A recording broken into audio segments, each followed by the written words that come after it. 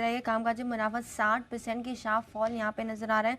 Margin भी 9% से घटकर इस बार सिर्फ 4% के आसपास आते दिखे, लेकिन कंपनी ने 2 रुपए का डिविडेंड दिया है, तो ये स्टॉक आज फोकस में रहने वाला है। यूनियन बैंक ऑफ इंडिया काफी स्ट्रॉन्ग परफॉर्मेंस है। Q4 की कंपनी की NII नेट इंटरेस्ट इनकम में करीबन 21% की स्ट्रॉन्ग ग्रोथ आपको नजर आएगी। मुनाफा 1440 करोड़ से बढ़कर 2780 करोड़ के आसपास आते दिखा है। नेट इंटरेस्ट मार्जिन देखे तो 0.3% से बढ़कर इस बार 3% के हो चुके हैं, और ग्रॉस NPA और नेट NPA में भी शार्प इंप्रूवमेंट इस क्वार्टर में नजर आया, और 3 रुपए का डिविडेंड का भी बैंक ने अनाउंस किया। जेन टेक्नोलॉजीज कंपनी की जो आय है उसमें शार्प इंप्रूवमेंट नजर आ रहा है। 28 करोड़ से बढ़कर 96 करोड़ के आसपास आते दिखे। मार्जिन 17% से बढ़कर 37% के आसपास आते दिखे, और मुनाफा भी 5 करोड़ से बढ़कर 23 करोड़ के आसपास इस क्वार्टर में आते नजर आया। कंपनी ने यहाँ पर भी डिविडेंड अनाउंस किया है, तो ये स्टॉक भी आज फोकस में रहने वाला है। धामपुर शुगर्स, यहाँ पे जो Q4 की परफॉर्मेंस है वो भी स्ट्रॉन्ग नजर आएगी। कंपनी की आय में करीबन 45% की ग्रोथ दिख रही है।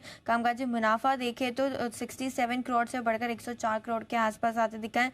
मार्जिन में भी 100 बेसिस पॉइंट का इंप्रूवमेंट है, और जो मुनाफा है वो भी 30 करोड़ से बढ़कर 60 करोड़ के आसपास आते नजर आया। केम्स, जहाँ पे जो कंपनी की Q4 की परफॉर्मेंस है वो काफ़ी मिली जुली है, क्योंकि कंपनी की आय में करीबन 2.5% की बढ़त है, लेकिन मार्जिन देखें तो 300 बेसिस पॉइंट से घटकर इस बार आते दिखे 46% से कम होके 43% के आसपास आते दिखे, लेकिन कंपनी ने फाइनल डिविडेंड दिया है 12 रुपए के आसपास का।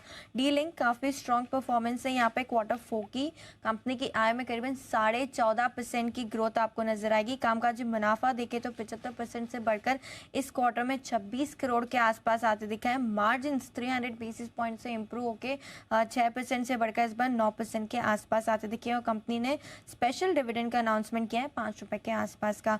ग्रीनवेल नॉटल, जहाँ पे जो कंपनी की परफॉर्मेंस है वो काफ़ी मिली जुली है। कंपनी की आय करीबन 19% से बढ़कर आई है, लेकिन जो मार्जिन है 22% से घटकर 19% के आसपास आते दिखे। मुनाफा देखेंगे तो 10% की ग्रोथ आपको नजर आएगी, तो आज ये स्टॉक भी फोकस में रहने वाला है नतीजों के दाम पर। ओके, तो काफ़ी सारे कैश मार्केट के नतीजे हैं जहां पर आपको रिएक्शन मिलेगा, बट कुछ खबरें भी हैं। वरुण बताएं कौन सी हैं ये खबरें। तो दीप, खबरों में सबसे पहले तो अडानी टोटल गैस और अडानी ट्रांसमिशन पर नजर रखेगा। धुलाई हो सकती है इन काउंटर्स की, क्योंकि MSCI दोनों कंपनियों में अपना वेटेज है, फ्री फ्लोट जो है उसको घटाएगी। अपने जो रिव्यू होने वाला है उसमें, उसके चलते इन दोनों स्टॉक्स में अच्छी खासी गिरावट आ सकती है। अडानी टोटल में करीब 750 करोड़ 730 करोड़ के आसपास की बिकवाली संभव है, और अडानी ट्रांसमिशन में करीब 1050 करोड़ के आसपास की बिकवाली जो है वो हो सकती है। यानी कि दोनों स्टॉक मिला के करीब 1800 करोड़ के आसपास की बिकवाली हो सकती है। इंडसइंड बैंक फ्राइडे की ट्रेडिंग सेशन में भी काफ़ी चर्चा में था। इस कंपनी के जो चीफ रिस्क ऑफिसर है रामास्वामी मयप्पन, उन्होंने इस्तीफा दे दिया है, और अब जो चीफ रिस्क ऑफिसर होंगे वो है मुरलीधर लखारा, जिनको नियुक्त किया गया है।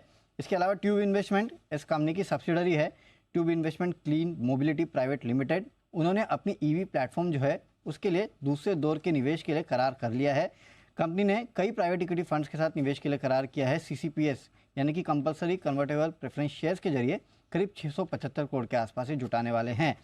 वेदांता इस कंपनी की जो सब्सिडरीज है उन्होंने $80 करोड़ के आसपास का जो लोन का भुगतान है वो कर लिया है, और लोन भुगतान के बाद 68% के आसपास की जो हिस्सेदारी गिरवी थी उसको इन्होंने छुड़ा लिया है। हालांकि ये हमेशा करते रहते हैं, लेट्स सी इसका इम्पैक्ट क्या होता है। और आखिरी में सोम डिस्टिलरीज, यहाँ पे प्रमोटर्स ने जगदीश कुमार अरोरा ने करीब 1.36 लाख शेयर यानी कि 0.18% के आसपास की हिस्सेदारी जो है खरीदी है 29.41 रुपीज़ प्रति शेयर के भाव पे। अब हिस्सेदारी बढ़ के 18.64% हो गई है 18.27% से।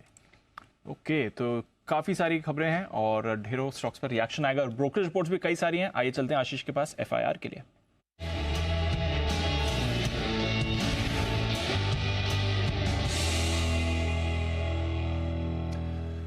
मॉर्निंग आशीष, टॉप रिपोर्ट से करिए शुरुआत। Good morning Deepanshu. सबसे पहले देखिए ब्रिटानिया के रिजल्ट्स के साथ शुरुआत कर लेते हैं। यहाँ पर नोमेरा की तरफ से अच्छी रिपोर्ट है, जहाँ पर खरीदारी किराए को बरकरार रखा है, और जो लक्ष्य 5350 से बढ़ाकर 5425 कर दिया है। सभी ब्रोकरेज हाउस में अगर आप देखें तो ढेर सारी रिपोर्ट्स है ब्रिटानिया पर, लेकिन सबसे ज़्यादा बुलिश नोमेरा ही नजर आ रहे हैं, लेकिन बेरिश है सबसे ज़्यादा मैक्वारी, जो कि न्यूट्रल की रेटिंग पर अभी भी अपने व्यू पर बरकरार है, और लक्ष्य दे रहे हैं 4250 रुपये का। 4626 की जो है शुक्रवार की क्लोजिंग है। बाकी CLSA की जो कमेंट्री है वो अगर आप देखें तो मान रहे कि हो सकता है कि यहाँ से अगर प्राइस कट्स होते हैं तो सीक्वेंशियली आगे जाकर आपको दबाव देखने को मिल सकता है, लेकिन मॉर्गन स्टैनली इनसे सहमत नहीं है। ओवरवेट की रेटिंग को